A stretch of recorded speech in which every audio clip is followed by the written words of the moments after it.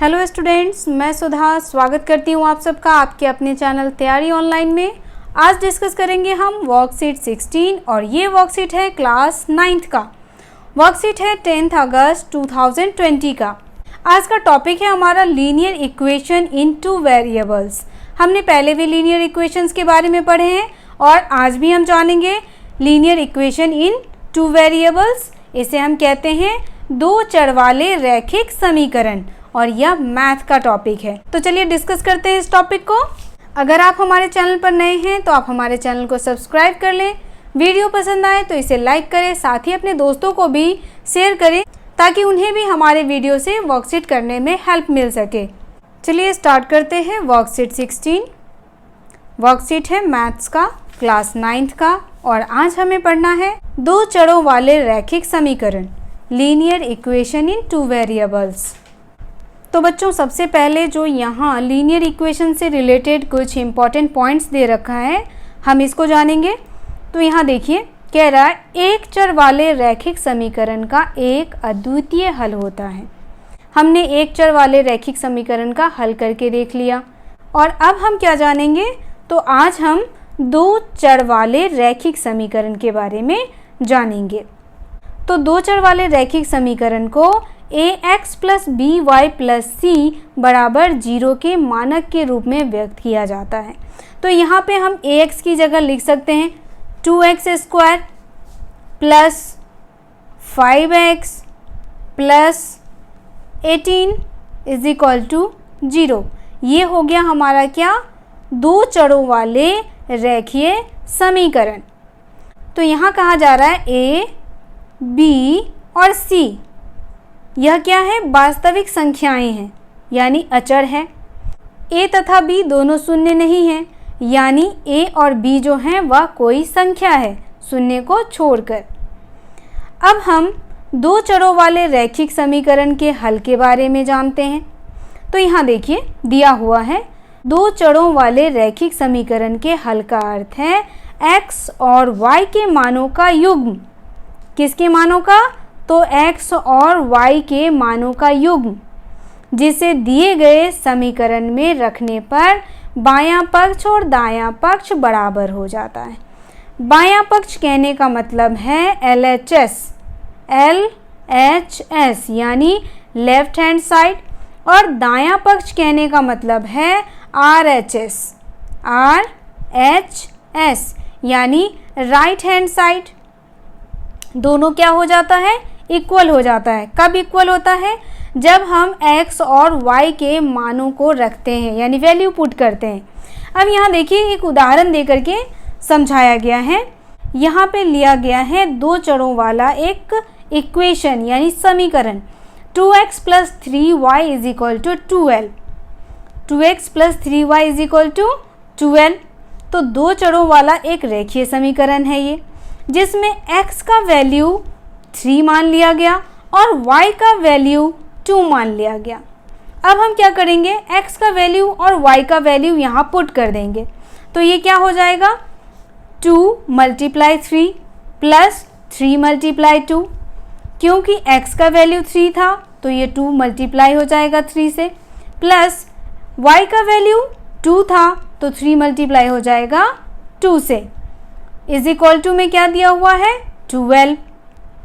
तो 2 इंटू 3 6 और 3 into 2 6, 6 plus 6 कितना होता है 12। It means LHS equal to RHS यानी दायां पक्ष जो है वह बराबर है किसके, बायां पक्ष के। तो इसी तरीके से हमें अपने समीकरण को सॉल्व करना है। तो अब यहाँ देखिए बहुत सारे वैल्यूज़ दिए हुए हैं किसके, x और y के। अब x y का वैल्यू हमें पुट करना है x y पे और फिर हमें देखना है कि हमारा समीकरण जो है वह LHS इक्वल है कि नहीं RHS के, ये फाइंड करना है। तो चलिए देखते हैं। तो यहाँ देखिए x का वैल्यू 0 ले लिया गया और y का वैल्यू 4 लिया गया। अब यहाँ देखिए x का वैल्यू 0 और y का वैल्यू 4 कह रहा है जब हम x की वैल्यू 0 लेंगे और y का वैल्यू 4 लेंगे तो क्या LHS RHS के इक्वल होगा। तो समीकरण हमारा वही है 2x plus 3y is equal to 12। तो यहाँ 2x की जगह x की जगह वैल्यू क्या है 0 है, तो हमने लिखा 2 मल्टीप्लाई बाय 0 प्लस y का वैल्यू है 4, तो ये हो गया 3 मल्टीप्लाई बाय 4, तो 2 इंटू 0 0 ही होगा। 0 को हम किसी भी नंबर से अगर मल्टीप्लाई करेंगे या डिवाइड करेंगे तो आंसर हमारा 0 ही आएगा। तो हमने 2 को 0 से मल्टीप्लाई किया 0 आ गया, और 3 को मल्टीप्लाई किया 4 से तो कितना हो गया 3 4 जा 12। हमारा आंसर क्या हो जाएगा 0 + 12, आंसर इज 12।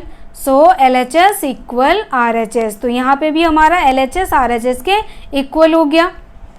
अब हम 1 और 4, x का वैल्यू यहाँ पे 1 दिया हुआ है और y का वैल्यू यहाँ पे 4 दिया हुआ है, इस वैल्यू को पुट करते हैं और देखते हैं कि हमारा आंसर यानी कि LHS जो है वह RHS के इक्वल है या नहीं। ये हमारा RHS है, ठीक है। तो यहाँ देखिए वैल्यू पुट करते हैं हम। x का वैल्यू है 1, 2 मल्टीप्लाई 1 प्लस y का वैल्यू है 4, तो 3 मल्टीप्लाई बाय 4, 2 मल्टीप्लाई 1 2 1 जा 2, 3 मल्टीप्लाई बाय 4 3 4 जा 12, तो 2 + 12 कितना हो जाएगा 14, और हमारा RHS कितना दिया हुआ है 12। तो अब देखिए LHS एंड RHS जो है वह इक्वल नहीं हो रहा है। क्यों? क्योंकि यहाँ पे हमने x का वैल्यू 1 लिया और y का वैल्यू 4 लिया, और जब हमने इसे सॉल्व किया तो ये सॉल्व होकर के आंसर हमारा 14 आ गया, और हमारा RHS जो है वह कितना दिया हुआ है 12।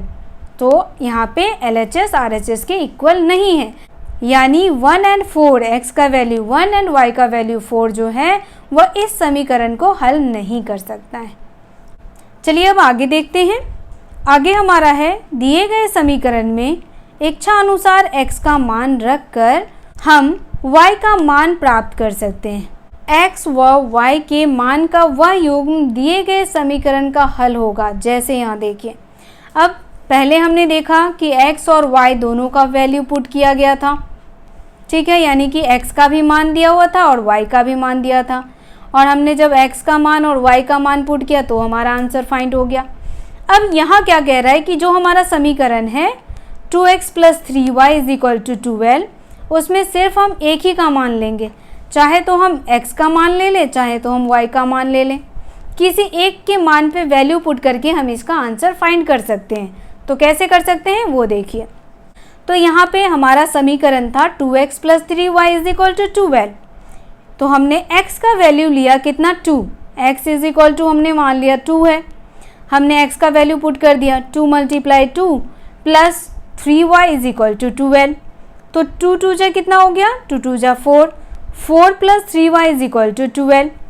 अब यहाँ देखिए हमने पहले भी सीखा है कि दोनों पक्षों को बराबर करने के लिए हम क्या करते हैं, दोनों तरफ 4 घटा देंगे।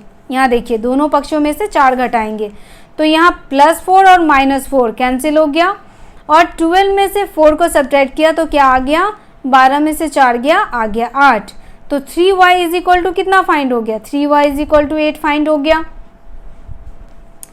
अब क्या करेंगे हम, दोनों पक्ष यानी कि 3y = 8 में 3 से डिवाइड कर देंगे, 3y / 3 एंड 8 / 3। अब 3 से 3 डिवाइड हो गया, यहाँ बच गया y, और 8/3 डिवाइड नहीं हो सकता है क्योंकि 8 इवन नंबर है और 3 ऑड नंबर है। सो y का वैल्यू क्या फाइंड हो गया, y का वैल्यू फाइंड हो गया 8/3। जब हम इसका वैल्यू पुट करेंगे तो हमारा आंसर क्या फाइंड होगा वो देखिए। तो यहाँ हम वैल्यू पुट कर देते हैं 2x + 3y = 12। x का वैल्यू 2 था तो ये हो जाएगा 2 × 2 4 प्लस 3, y का वैल्यू कितना फाइंड हुआ 8/3, मल्टीप्लाई कर दीजिए 8/3 से इक्वल टू 12। यहाँ देखिए 3 से 3 डिवाइड हो जाएगा, क्या बच गया 4 + 8 = 12, 4 + 8 = क्या होता है 12, 12 = 12, यानी LHS जो है यहाँ पे हमारा वह इक्वल है किसके RHS के। तो हमने जो वैल्यू पुट किया है उस वैल्यू से हमारा समीकरण क्या हो गया सॉल्व हो गया। तो हमने यहाँ देखा कि दो चरों वाले रेखीय समीकरणों के अपरिमित रूप में अनेक हल होते हैं। हमने दो तरीके का हल देखा, पहले हमने x और y का वैल्यू पुट करके देखा तो भी हमारा समीकरण सॉल्व हो गया। दूसरे में सिर्फ हमने एक का वैल्यू पुट किया, हमने सिर्फ x का वैल्यू पुट किया तो y का वैल्यू फाइंड हो गया। उसके बाद हमने समीकरण में y का वैल्यू भी पुट कर दिया तो यहाँ पे हमारा आंसर फाइंड हो गया। तो यहाँ पे यही कह रहा है कि दो चरों वाले रेखीय समीकरण में अपरिमित रूप से अनेक हल होते हैं। अब देखिए कुछ क्वेश्चंस दिया हुआ है जिसे हमें क्या करना है, सॉल्व करना है। तो चलिए हम उस क्वेश्चंस को सॉल्व करते हैं। अब आप यहाँ देखिए कुछ क्वेश्चंस दिए हुए हैं, इस क्वेश्चंस को हमें सॉल्व करना है। पहला क्वेश्चन हमारा है 2x + y = 7 के 4 हल ज्ञात कीजिए। इसके कितने हल ज्ञात करना है, हमें 4 हल ज्ञात करना है। नेक्स्ट क्वेश्चन देखिए, नेक्स्ट क्वेश्चन हमारा है निम्नलिखित हलों में से कौन कौन समीकरण x - 2y = 4 के हल हैं। तो यहाँ देखिए दिया हुआ है ये समीकरण, इसमें हम बताना है कि कौन कौन जो है वो x - 2y के हल हैं। तो चलिए अब हम इसे सॉल्व करके देख लेते हैं। यहाँ देखिए पहला क्वेश्चन हमारा है 2x + y = 7। अब हमें क्या करना है, 4 हल ज्ञात करना है। इसके कितने हल ज्ञात करने हैं, 4। तो हम पहला करते हैं जिसमें हम x का वैल्यू ले लेते हैं, कितना, हमने यहाँ x का वैल्यू ले लिया 2, x = 2, और यहाँ पे y का वैल्यू मैंने लिया 3, y का वैल्यू ले लिया 3। अब इसको सॉल्व करते हैं तो ये हो जाएगा 2 × 2 क्योंकि x का वैल्यू 2 लिया था, प्लस y का वैल्यू हमने कितना लिया है 3, तो ये हो जाएगा 3 = 7। इस तरफ का जो भी समीकरण है उसको हम क्या कहते हैं, LHS, और इधर वाले को RHS कहते हैं। तो ये हो गया लेफ्ट हैंड साइड यानी बायां भाग वाला और राइट हैंड साइड यानी दायां भाग वाला। तो यहाँ देखिए ये हो गया 2 × 2 4, 4 + 3 = 7, 4 में प्लस कर दीजिए 3 तो ये हो गया 7/7। तो ये हो गया 7 = 7 यानी LHS इक्वल है किसके, RHS के। तो हमने यहाँ पहला समीकरण सॉल्व कर लिया। चलिए दूसरा सॉल्व कर लेते हैं यहीं पे, क्योंकि हमें इसका 4 हल निकालना है। तो यहाँ देखिए सेकेंड टाइम्स में ये हो गया हमारा 2x + y = 7। अब यहाँ अगर हम x का वैल्यू ले लेते हैं 3, तो चलिए x का वैल्यू ले लेते हैं 3 तो y का वैल्यू फाइंड हो जाएगा। तो ये हो जाएगा 2 × 3 प्लस y का वैल्यू हमने नहीं लिया है, सिर्फ एक ही वैल्यू से इसका आंसर फाइंड करेंगे, ये = 7। 2 × 3 कितना हो गया 6 प्लस y = 7। इसको सॉल्व कर दीजिए तो y = क्या हो जाएगा 7 - 6, 7 में से 6 को माइनस कर दीजिए 1, y का वैल्यू कितना फाइंड हो गया 1, y = 1। अब अगर y का वैल्यू इस पे पुट करेंगे तो भी हमारा आंसर फाइंड हो जाएगा। तो यहाँ हम y का वैल्यू पुट कर देते हैं 2x + y = 7, 2x x का वैल्यू है 3 तो ये हो गया 3 × 2 = 6, प्लस y का वैल्यू कितना फाइंड हुआ 1, प्लस कर दीजिए 1 = 7। तो कितना हो गया 6 + 1 7 = 7। यानी सेकेंड टाइम्स जब हमने इसे सॉल्व किया तो भी हमारा आंसर क्या हुआ, फाइंड हो गया। इट मीन्स LHS इक्वल हो गया RHS के। चलिए थर्ड टाइम्स इसे फाइंड करते हैं। समीकरण हमारा वही है 2x + y = 7।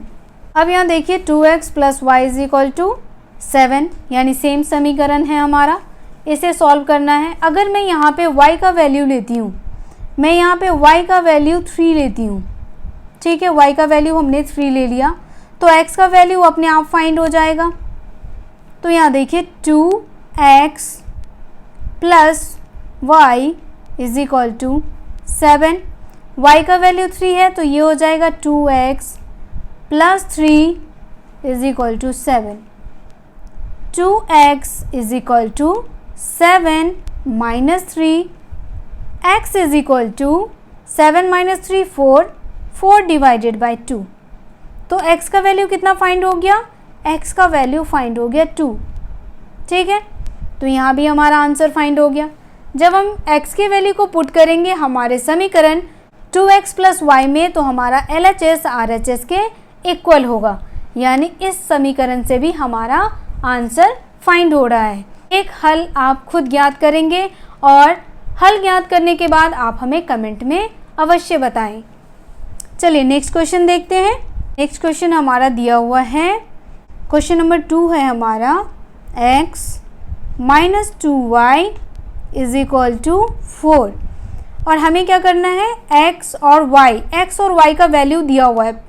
फर्स्ट ऑप्शन में 0 और 2 दिया हुआ है x y का वैल्यू, सेकेंड में 2 और 0 दिया है, थर्ड में 4 और 0 दिया है और फोर्थ में 1 और 1, x का वैल्यू भी 1 है और y का वैल्यू भी 1 है। तो चलिए हम पहले फर्स्ट ऑप्शन में जो x और y का वैल्यू दिया है वो पुट करके आंसर फाइंड करते हैं।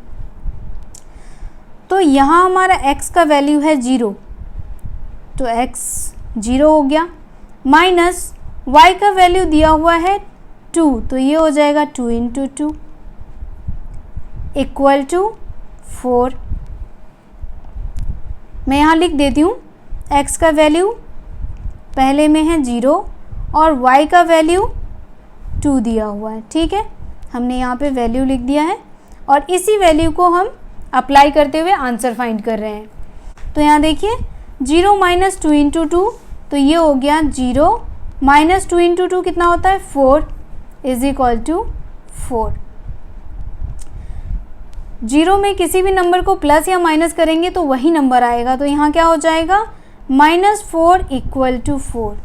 अब यहाँ देखिए LHS -4 है और RHS 4 है, तो ये भी हमारा आंसर जो है वह इक्वल नहीं है। तो यहाँ पे हम लिख सकते हैं, तो LHS does not equal RHS, यानी LHS RHS के इक्वल नहीं है। तो चलिए नेक्स्ट जो ऑप्शन है उससे हम आंसर फाइंड करते हैं। तो यहाँ x का वैल्यू दिया हुआ है 2 और y का वैल्यू दिया हुआ है 0। अब इसको इस वैल्यू को पुट करके देखते हैं हमारा आंसर फाइंड हो रहा है या नहीं, यानी ये समीकरण सॉल्व हो रहा है या नहीं। तो x - 2y = 4, यहाँ x का वैल्यू 2 है तो लिख दीजिए x का वैल्यू 2, y का वैल्यू 0 है तो -2 × 0 = 4। मैंने पहले ही आपको बताया है, 0 से हम किसी भी नंबर को डिवाइड या मल्टीप्लाई करेंगे तो वो 0 में कन्वर्ट हो जाएगा। तो 2 × 0 क्या हो जाएगा, 0 = 4। तो यहाँ हमारा आंसर, और अगर हम किसी नंबर को 0 से प्लस या माइनस करेंगे तो वही नंबर आएगा। तो 2 को अगर हम 0 से माइनस करेंगे तो यहाँ 2 होगा, 2 = 4। तो ये LHS यहाँ भी LHS RHS के इक्वल नहीं है। ठीक है, यानी कि जो हमारा x और y का मान दिया हुआ है उस मान को, यानी उस वैल्यू को पुट करने पे भी हमारा आंसर फाइंड नहीं हो रहा है।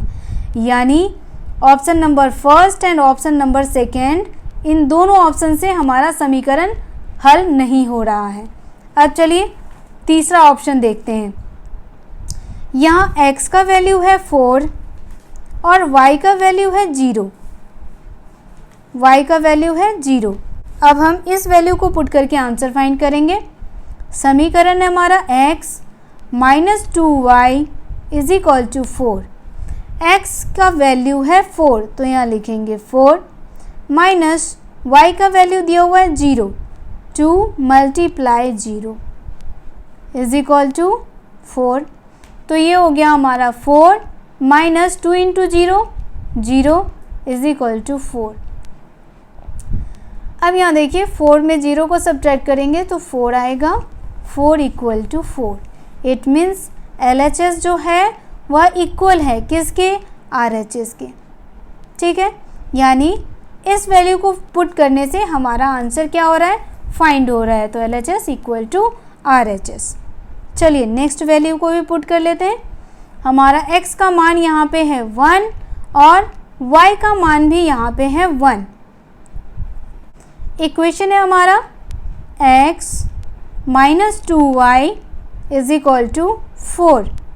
x का वैल्यू 1 है तो ये 1 हो जाएगा, माइनस y का वैल्यू भी 1 है, 2 multiply 1 equal to 4। 1 minus 2 into 1 2 equal to 4। अब यहाँ देखिए 1 माइनस 2, तो 2 में से -1 करेंगे तो क्या हो जाएगा -1 इक्वल टू 4। तो यहाँ भी देखिए LHS जो है वह इक्वल नहीं है। किसके इक्वल नहीं है? तो RHS के इक्वल नहीं है। यानी ऑप्शन नंबर 4 को जब हमने अप्लाई किया, ऑप्शन नंबर 4 में एक्स वाई का जो वैल्यू दिया हुआ है उसको पुट करने पे भी हमारा समीकरण x minus 2y is equal to 4 solve नहीं हो रहा है। तो हमारा आंसर क्या हो जाएगा? हमारा आंसर हो जाएगा ऑप्शन नंबर 3, क्योंकि ऑप्शन नंबर 3 का जो वैल्यू दिया है x और y का, उसको पुट करने पे हमारा LHS RHS के इक्वल हो गया था। ठीक है, यानी कि वह मान जो दिया हुआ है वह समीकरण को हल करने के लिए पर्याप्त है। तो मुझे आशा है 2 चरों वाले रेखीय समीकरण आप लोग अच्छे से समझ गए होंगे। वर्कशीट यही समाप्त होता है। अगर आपको वीडियो पसंद आए तो आप इसे लाइक करें, साथ ही अपने दोस्तों को भी शेयर ज़रूर करें ताकि उन्हें भी इस वीडियो से वर्कशीट को सॉल्व करने में हेल्प मिले।